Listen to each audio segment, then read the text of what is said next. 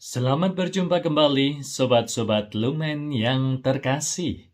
Terima kasih untuk Anda yang terus mendukung pewartaan Sabda Tuhan dan juga membagikannya kepada yang lain. Bagaimana kabar Anda? Saya berharap semoga Anda semua, sobat-sobat Lumen, dalam keadaan sehat dan tetap bersemangat di dalam hidup. Sobat-sobat Lumen yang terkasih, ada hal yang sering dan bahkan yang pasti akan kita alami di dalam kehidupan ini, yakni sukacita, duka cita, dan yang pasti akan dialami oleh setiap kita adalah kematian. Akan tetapi, apa yang akan terjadi setelah kematian masih menimbulkan banyak pertanyaan. Bahkan dari dulu, pertanyaan ini sudah ada. Oleh karena itu, mari kita mendengarkan firman Tuhan.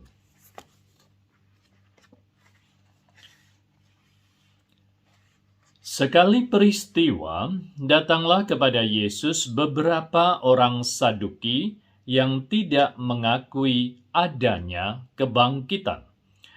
Mereka bertanya kepada Yesus, "Guru, Musa menuliskan perintah ini untuk kita. Jika seseorang yang mempunyai saudara laki-laki mati meninggalkan istrinya, tetapi tidak meninggalkan anak, maka saudaranya harus kawin dengan istrinya itu dan memberi keturunan bagi saudaranya." Adalah 7 orang bersaudara. Yang pertama kawin dengan seorang perempuan lalu mati tanpa meninggalkan anak. Lalu perempuan itu dikawini oleh yang kedua dan oleh yang ketiga, dan demikianlah berturut-turut oleh ketujuh saudara itu. Mereka semuanya mati tanpa meninggalkan anak. Akhirnya perempuan itu pun mati. Bagaimana sekarang dengan perempuan itu? Siapakah di antara orang-orang itu yang menjadi suaminya pada hari kebangkitan? Sebab ketujuhnya telah beristrikan dia. Jawab Yesus kepada mereka, "Orang-orang dunia ini kawin dan dikawinkan, tetapi mereka yang dianggap layak untuk mendapat bagian dalam dunia yang lain itu dan dalam kebangkitan dari orang mati, tidak kawin dan tidak dikawinkan. Mereka tidak dapat mati lagi, sebab mereka sama seperti malaikat-malaikat dan mereka adalah anak-anak Allah, karena mereka telah dibangkitkan." Tentang bangkitnya orang-orang mati, Musa telah memberitahukannya dalam cerita tentang Semak Duri, di mana ia menyebut Tuhan sebagai Allah Abraham, Allah Ishak, dan Allah Yakub. Ia bukan Allah orang mati, melainkan Allah orang hidup. Sebab di hadapan Dia semua orang hidup. Demikianlah sabda Tuhan. Terpujilah Kristus.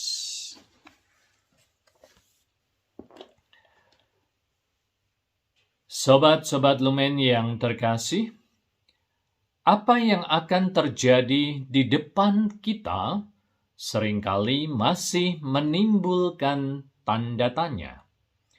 Memang ada yang agak mudah untuk kita prediksi mengenai hal-hal di depan kita. Misalnya, jika awan hitam sudah ada di atas kita, dengan mudah kita akan memprediksi akan turun hujan. Atau ketika matahari mulai tenggelam, atau yang biasa kita sebut sebagai malam hari, maka suhu udara di daratan akan lebih cepat dingin dibandingkan dengan lautan. Maka kita bisa memprediksi akan terjadi angin darat. Namun, apa yang terjadi setelah kematian. Ternyata tidak mudah untuk menjawab hal ini. Pertanyaan orang-orang Saduki merupakan pertanyaan yang sangat wajar, karena mereka mempunyai pengalaman di dalam hidup ini. Sakit, penderitaan, menikah, dan hidup berkeluarga sudah menjadi bagian dalam kehidupan di dunia ini. Akan tetapi, masih banyak hal yang tidak kita ketahui tentang apa yang terjadi setelah kematian. Oleh karena itu, muncullah banyak ajaran mengenai hal ini. Ada yang mengajarkan bahwa tidak ada kehidupan lain setelah kematian. Oleh karena itu, mereka yang menganut ajaran ini selalu berjuang untuk melakukan yang terbaik hanya selama hidup di dunia ini saja. Ada juga yang menganut ajaran bahwa hidup itu seperti ujian sekolah. Kalau setelah dievaluasi dalam kematian, nilainya belum bagus, maka harus mengulang lagi hidup di dunia dan belajar lagi tentang kehidupan sampai bisa lulus dan mengalami kehidupan setelah kematian. Dan ada juga ajaran yang mengatakan dengan pasti bahwa ada kehidupan lain setelah kematian, dan hidup kita tidak akan pernah berulang seperti kita mengenal ada masa lampau, masa sekarang, dan masa akan datang. Masa sekarang akan menjadi masa lampau, dan tidak mungkin sebaliknya. Yang sudah lampau tidak mungkin akan kembali menjadi masa sekarang. Gereja Katolik menganut ajaran menuju ke. Artinya, kehidupan tidak mungkin berulang. Dan Gereja Katolik percaya bahwa ada kehidupan baru setelah kematian. Oleh karena itu, ajaran mengenai kehidupan setelah kematian terdapat juga dalam rumusan iman atau yang kita sebut sebagai syahadat para rasul.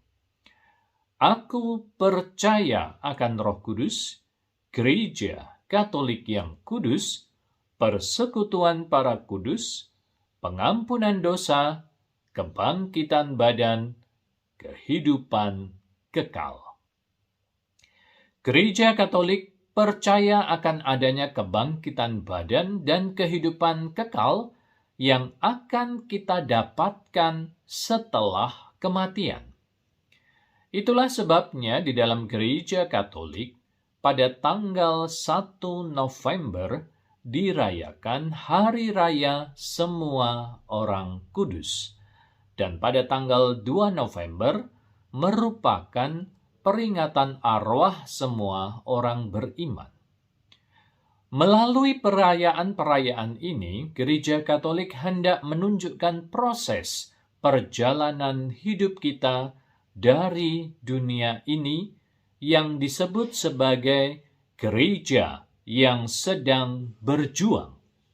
Lalu, jiwa-jiwa yang berada dalam api penyucian atau yang disebut sebagai gereja yang sedang menderita walau hanya sementara. Dan yang terakhir adalah jiwa yang telah bersatu dengan Yang Maha Kuasa, itulah yang disebut sebagai gereja jaya. Di sanalah jiwa-jiwa akan memuji Tuhan dan mengalami kedamaian yang abadi. Kudus, kudus, kuduslah Tuhan, Allah segala kuasa. Surga dan bumi penuh kemuliaan-Mu. Terpuji Terpujilah Engkau di surga, diberkatilah yang datang dalam nama Tuhan. Terpujilah Engkau di surga.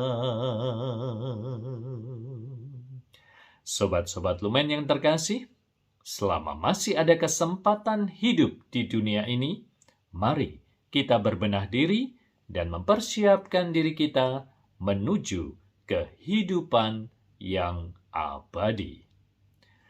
Cayo!